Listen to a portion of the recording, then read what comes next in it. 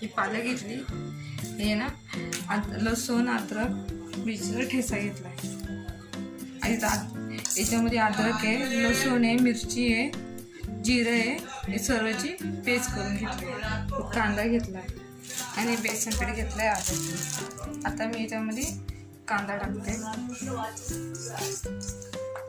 आता याच्यामध्ये हे टाकते मिरच्या, अद्रक लसूण मिरची. आता याच्यामध्ये हे अर्धा किलो बेसन पीठ आहे, हे तुम्हाला जसं लागतंय तसं तुम्ही करा. आता याला मी हे करते, पाणी टाकायचं नाही लगेच, पूर्ण मॅश हे लावून घ्यायचं ना. तसं तुम्हाला बेसन पीठ लागेल तुम्ही टाका. आता हे काय तर मी मिक्स करते. मिरची सर भाजीला लागेल ना, पालक पकोडा करायचा आपल्याला.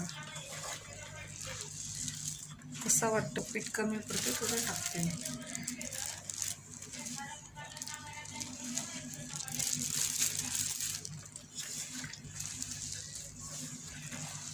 तेल गरम करायला ठेवते आणि मग तुम्हाला दाखवते.